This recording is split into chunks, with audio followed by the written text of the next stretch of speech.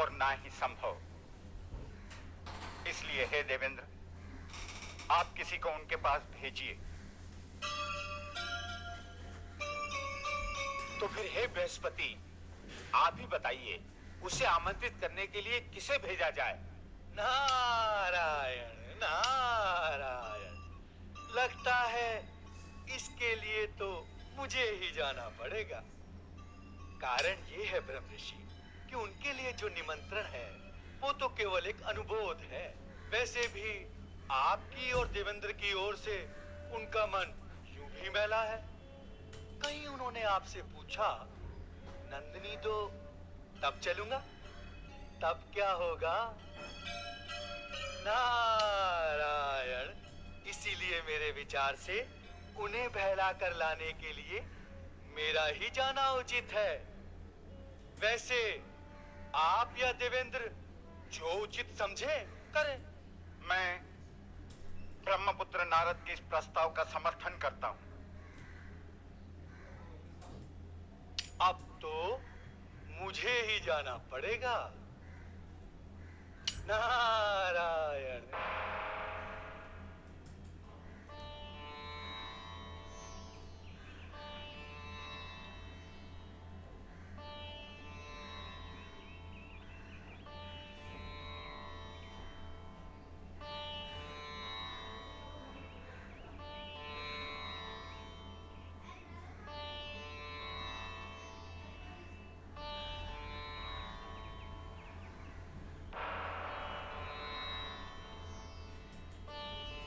नारायण नारायण।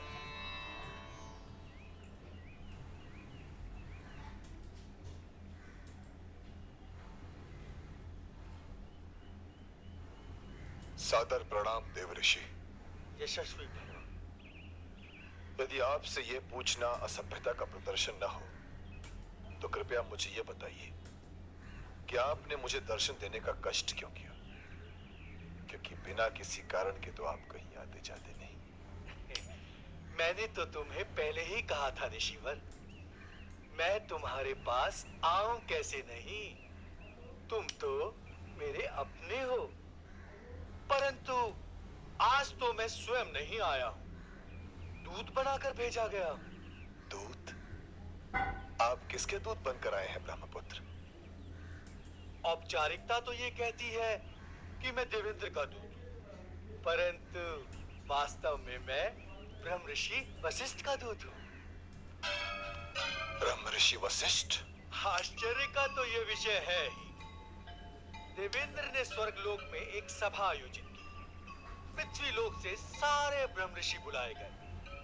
तब ब्रह्म ऋषि वशिष्ठ ने कहा कि आज नहीं तो कल विश्वामित्र भी ब्रह्म ऋषि हो ही जाएंगे, इसलिए उन्हें भी सभा में बुलाना चाहिए। ये सुनकर देवेंद्र को बड़ी आपत्ति हुई।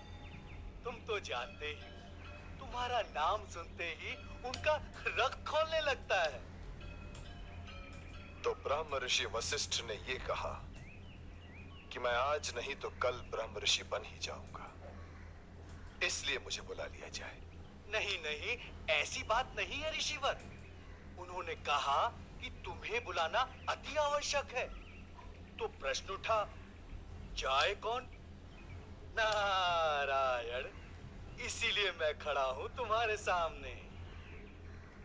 यदि कोई और आया होता तो हे ब्रह्मपुत्र, मैंने देवेंद्र या ब्रह्म ऋषि का आमंत्रण स्वीकार भी न किया होता। मैं ब्रह्म ऋषि बन जाने के उपरांत ही ब्रह्म ऋषि वशिष्ठ के दर्शन करता, किंतु आप मेरे लिए आदरणीय हैं, इसलिए चलिए।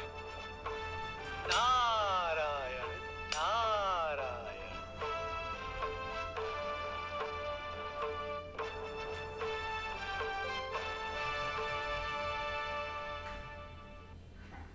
हे महर्षि विश्वामित्र, स्वर्गलोक में आपका स्वागत है। हे देवेंद्र, स्वर्ग में तो सदैव ऋतुराज का वातावरण रहता है, किंतु लगता है यहां शीतकाल चल रहा है। क्योंकि यदि ऐसा न होता तो आपके स्वर में यूं माधुर्य न होता। ब्रह्म ऋषि वशिष्ठ, सादर प्रणाम। ब्रह्मर्षि भव। मैं आपके आशीर्वाद के मार्ग पर चलकर ब्रह्म ऋषि बनना नहीं चाहता ऋषिवर। मैं उस लक्ष्य तक अपनी तपस्या के मार्ग पर चलकर पहुंचूंगा। स्थान ग्रहण कीजिए महर्षि। जो आज्ञा देवगुरु।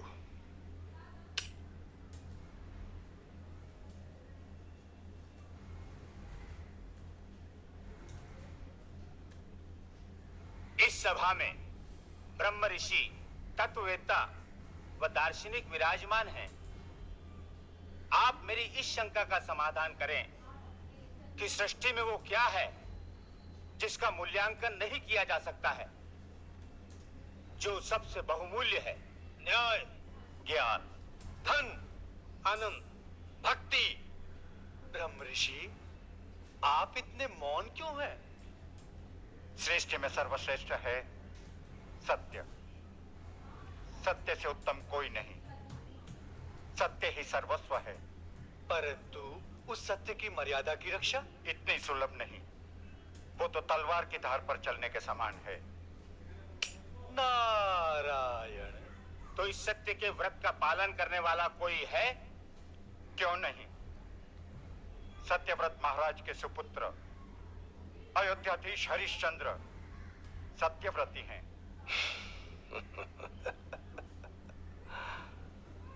आप हंस क्यों पड़े महर्षि? हंसू नहीं तो क्या अभिनंदन करूं। सृष्टि में जिस व्रत का पालन करना किसी के लिए भी असंभव है, वो व्रत भला किसी राजा के लिए कैसे संभव होगा? ब्रह्म ऋषि वशिष्ठ, आपकी इस बारे में क्या धारणा है? विश्वामित्र महर्षि के कहने मात्र से ये असंभव थोड़े ही हो जाता है। ये भी ठीक है, परंतु ब्रह्म ऋषि, सत्य व्रत का पालन करना तो कष्टतर है। राज्य छूट जाए, पत्नी और संतान भी छुट जाए, नीच से नीच दासत्व भी स्वीकार करना पड़े। क्या इन स्थितियों में भी सत्य का पालन करना संभव होगा? यदि संभव ना हो सका तो व्रत कैसे संपूर्ण और सफल माना जाएगा? भाग्य उसके साथ छल कपट भी करे, विधाता उसे विवश भी कर दे कि वह सत्य बोले, तब भी हरिश्चंद्र सत्य नहीं बोलेगा, सत्य से नहीं टलेगा। नारायण। महर्षि, ब्रह्म ऋषि के कथन में केवल सत्य ही सत्य है। नहीं, कदाचित नहीं। हरिश्चंद्र से असत्य बुलवाना कोई कठिन कार्य नहीं। आप उनसे असत्य बुलवा सकते हैं? हाँ, यह संभव है। यदि ये संभव हुआ तो अपनी संपूर्ण तपोशक्ति विश्वामित्र को समर्पित कर दूंगा और उनके ब्रह्मर्षि बनने के समस्त साधन जुटा दूंगा। इसकी कोई आवश्यकता नहीं। मैं स्वयं अपनी तपोशक्ति से ब्रह्म ऋषि बन सकता हूँ। बन सकते हैं, अवश्य बन सकते हैं, किंतु ये तो बताइए महर्षि, आप दांव पर क्या लगा रहे हैं? यदि मैं पराजित हुआ तो अपना आधा तपोबल हरिश्चंद्र को समर्पित कर दूंगा। जब तक विश्वामित्र हरिश्चंद्र की परीक्षा न ले,